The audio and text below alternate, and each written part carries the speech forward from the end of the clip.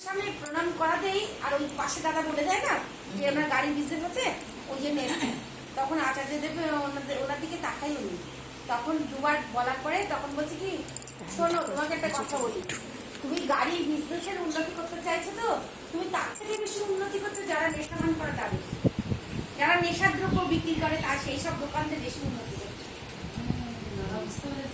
আর ওই ভদ্রলোক হাওয়াও করে কেঁদে দিয়েছে। তখন বলছে আমি নিজেই নেশাবান করি, গাড়ি যা টাকা ইনকাম হয় সংসার দিকে চিন্তাই করি না, আমি নেশাবান করি। মানে উনি নেশাবান করে আচার্যদেবের কাছে দুবার নিবেদন করার পরে থার্ডবার আচার্যদেব বলছে কি, তুমি যা ইনকাম করে উন্নতি করার চেষ্টা করছো তার থেকে বেশি উন্নতি করছো যারা নেশাবান দ্রব্য বিক্রি করে তাদেরকে বেশি উন্নতি করছো, কারণ তোমার টাকা দিয়ে তাদেরকে উন্নতি। আর তখন উনি হাওয়া করে কেঁদে বলছে কি যে হ্যাঁ দাদা আমি নেশাবান করি। তখন বলছে কি তোমার দুটো মেয়ে আছে, মেয়েও জানে না কিন্তু বলছে দাদা তোমার দুটো মেয়ে আর সন্তান আছে, তাদের মুখের দিকে তোমার তাকিয়ে মনে হয় না একবার যে এই জিনিসটা বাজে, আমি করবো না। আমি ঠাকুর ফ্যামিলিতে জন্ম, আমি জীবনে অনেক সুযোগ পাই, অনেক টাকা পয়সা পাই, কিন্তু আমার কোনোদিন মনে হয় না ঠাকুরকে ভালোবাসি, ঠাকুরের বিপক্ষে কোনো কাজ করবো, আমার মনে হয় না। তুমি কি ভালোবাসো না ঠাকুরকে? ঠিক এরকম করে বলছে, বলছে হ্যাঁ ঠাকুরকে ভালোবাসি। বলছে তাহলে আজকে ঠাকুরের সামনে গিয়ে প্রতিজ্ঞা করে যাও যে জীবনে কোনোদিন আর নেশার দ্রব্য হাত দেবে না। ভাবা যায় এটা?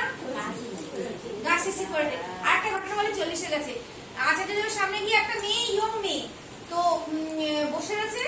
তা কিছুক্ষণ বসে থাকার পরে আচার্যদেব ওকে ডেকেছে, তো ও পাশে গেছে, আচার্যদেব যেখানে বসে পাশেই সামনে গিয়ে প্রণাম করেছে। বলছে কি যে আমাকে কি তুই ভালোবাসিস? তখন মেয়েকে এরকম করে দেখাচ্ছি, হ্যাঁ ভালোবাসি। হ্যাঁ, তখন বলছে আমাকে যদি ভালোবাসিস, আমি যেগুলো ভালোবাসি তুই সেগুলো করতে পারিস না? না আমি ভালোবাসি কি তুই তোর বাবা মার অনুযায়ী চল, তোর বাবা মা যা বলে তুই তাই কর, কিন্তু তুই সেটা করিস না। আমি কিন্তু আমার বাবা মার কথা অনুযায়ী চলি, তুই চলিস না তো? তাহলে তুই আমাকে কি ভালোবাসিস? আমাকে তো ভালোবাসা হলো না সেটা, আমি যেটা ভালোবাসি তুই ভালোভাবে চল, সেটা তো তুই করিস না, তাহলে তো আমাকে ভালোবাসা হলো না। আজকে থেকে তুই প্রতিজ্ঞা কর যে আমি যেটা ভালোবাসি তুই বাবা মার কথা শুনে চলবি, সেটাই করবি। হাওয়া করে মেয়েটা কেঁদে দিচ্ছে। অফুরন্ত কথা আচার্যদেবের, মানে উনি যে অন্তর্যামী, মানে ওখানে বসে থাকলে 5 মিনিট বসে থাকলে বোঝা যায় যে উনি সত্যিই অন্তর্যামী। শুধু মানুষকে দেখতে হয় না।